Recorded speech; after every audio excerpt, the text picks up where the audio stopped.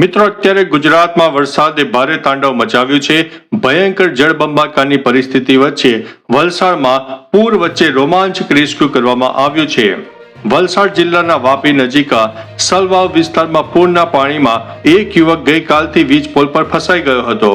આસપાસના જોરદાર પ્રવાહને કારણે એનડીઆરએફની બોટ પણ પહોંચી શકી નહોતી. જિલ્લા વહીવટી તંત્રએ દમણ કોસ્ટગાર્ડના હેલિકોપ્ટરની મદદથી જોખમી ઓપરેશન કરીને યુવકને સલામત રીતે બચાવ્યો છે. ભારે પૂર વચ્ચેનું આ સફળ રેસ્ક્યુ અભિયાન અત્યારે ચર્ચામાં જોવા મળ્યું છે. અન્ય મહત્વના સમાચારની વાત કરીએ તો વરસાદમાં 20 કિલોમીટર લાંબો ટ્રાફિક જામ સર્જાયો. દક્ષિણ ગુજરાતમાં સતત ભારે વરસાદના કારણે અમદાવાદ મુંબઈ નેશનલ હાઈવે પર વલસાડ અને નવસારી વચ્ચે ગંભીર ટ્રાફિક જામના દ્રશ્યો સર્જાયા. માર્ગ ઉપર પાણી ભરાવા અને પૂર જેવી સ્થિતિને કારણે 20 કિલોમીટરથી વધુ વાહનોની લાંબી કતારો લાગી છે. નવસારીથી મુંબઈ તરફ જતા હજારો વાહન ચાલકો 12 કલાકથી વધુ સમયથી રસ્તા ઉપર ફસાયા છે. ટ્રાફિક સામાન્ય બનાવવા માટે પોલીસ અને તંત્ર સતત કામગીરી કરી રહ્યા છે.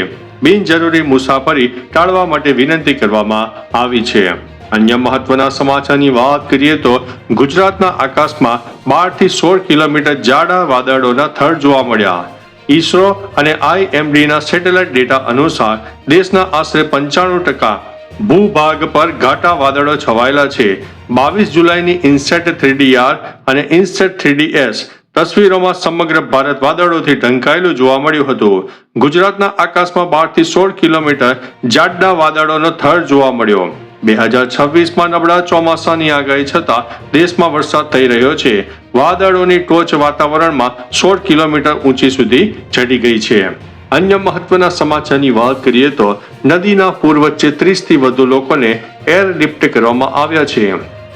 નવસારી જિલ્લાના ગણદેવી તાલુકાના ભાટ ગામે અંબિકા નદીના પાણી સતત વધતા ઝીંગા ફાર્મ પર 30 થી વધુ લોકો ફસાઈ ગયા હતા. ફસાયેલા લોકોના વિડીયો વાયરલ થયા બાદ જિલ્લા વહીવટી તંત્ર તાત્કાલિક હરકતમાં આવ્યો. વાયુસેનાના હેલિકોપ્ટરની મદદથી તમામ લોકોને સુરક્ષિત રીતે એરલિફ્ટ કરવામાં આવ્યા છે. આ ઉપરાંત મેંઢાર ગામે પણ ઇન્ડિયન કોસ્ટગાર્ડ દ્વારા યુદ્ધના ધોરણે સફળ એર રેસ્ક્યુ ઓપરેશન કરવામાં આવ્યું હતું. અન્ય મહત્વના સમાચારની વાત કરીએ તો અમદાવાદમાં આજે પણ રજા જાહેર.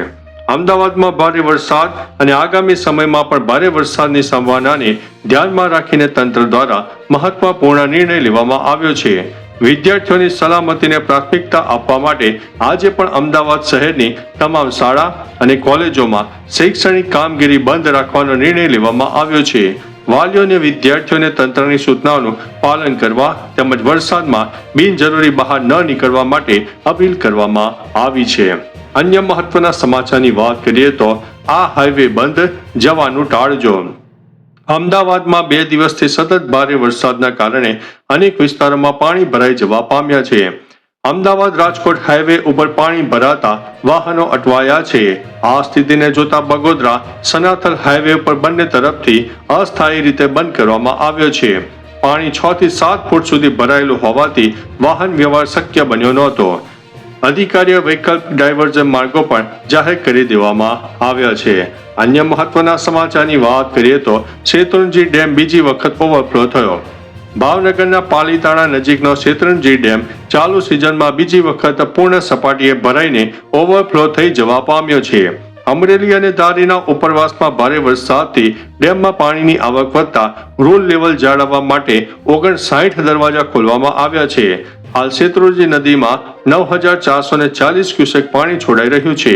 નીચાણવાળા વિસ્તારોમાં સાવચેતીના ભાગરૂપે પાલીતાણાના 5 અને તળાજાના 12 સહિત 17 ગામોને એલર્ટ કરી દેવામાં આવ્યા છે.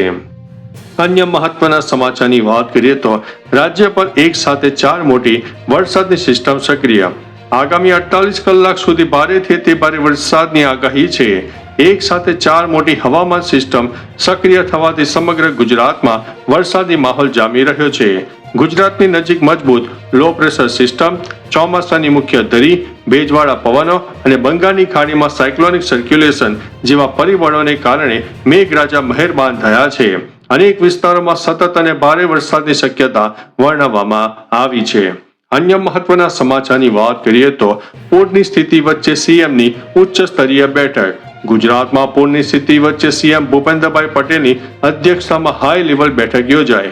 મોરબી, સુરેન્દ્રનગર, અમદાવાદ, આણંદ, ખેડા, ગાંધીનગર, વાવ, થરાદ અને બનાસકાંઠામાં રેડ એલર્ટ આપવામાં આવ્યું હતું, જ્યારે જામનગર, ભાવનગર, બોટાદ, કચ્છ અને મહેસાણામાં ઓરેન્જ એલર્ટ આપવામાં આવ્યું હતું. અમદાવાદ અને ગાંધીનગર માટે સેનાની 4 કોલમ રિઝર્વ રાખવામાં આવી છે. રાહત કામગીરી માટે સરકારે 40 કરોડ રૂપિયા મંજૂર કર્યા છે. અન્ય મહત્વના સમાચારની વાત કરીએ તો આજી-2 ડેમ ઓવરફ્લો થઈ જવા પામ્યો છે. રાજકોટ શહેર અને જિલ્લામાં છેલ્લા 24 કલાકથી સતત વરસાદ વરસી રહ્યો છે. શહેરમાં 3.5 ઇંચથી વધુ વરસાદ નોંધાતા સિંચાઈ માટે મહત્વપૂર્ણ આજી-2 ડેમ સંપૂર્ણપણે ભરાઈને ઓવરફ્લો થયો છે. ઉપરવાસમાંથી પાણીની આવક વધતા ડેમના 6 દરવાજા ખોલીને પાણી છોડવામાં આવ્યું છે. આજી નદી બે કાંઠે વહેતા પડગરી તાલુકાના 10 ગામોને હાઈ એલર્ટ ઉપર મૂકવામાં આવ્યા છે, જેમાં બાગી, ડુંગરકા, નારાયણકા, સખપર, હરિપર અને ખંડેરી ગામોનો સમાવેશ થાય છે. અન્ય મહત્વના સમાચારની વાત કરીએ તો MS યુનિવર્સિટીમાં આજે 25 જુલાઈએ રજા રહેશે. વરસાદના રેડ એલર્ટના પગલે વડોદરાની MS યુનિવર્સિટીએ આજે 25 જુલાઈએ રજા જાહેર કરી છે. આ સાથે 25 જુલાઈથી શરૂ થનારી તમામ પરીક્ષાઓ પણ હાલ પૂરતી રદ કરવામાં આવી છે. યુનિવર્સિટી દ્વારા સત્તાવાર પરિપત્ર જારી કરીને વિદ્યાર્થીઓને જાણ કરવામાં આવી છે. રદ થયેલી પરીક્ષાની નવી તારીખો ટૂંક સમયમાં જાહેર કરવામાં આવશે. વિદ્યાર્થીઓને નવી પરીક્ષાની તારીખ અને અન્ય માહિતી માટે યુનિવર્સિટીની સત્તાવાર સૂચનાઓ પર નજર રાખવા માટે જણાવ્યું છે. તો ચાલો મિત્રો, ફરીથી દેશ અને દુનિયાના સુપરફાસ્ટ સમાચાર લઈને મળતા રહીશો. ત્યાં સુધી અમને રજા આપશો. નમસ્તે.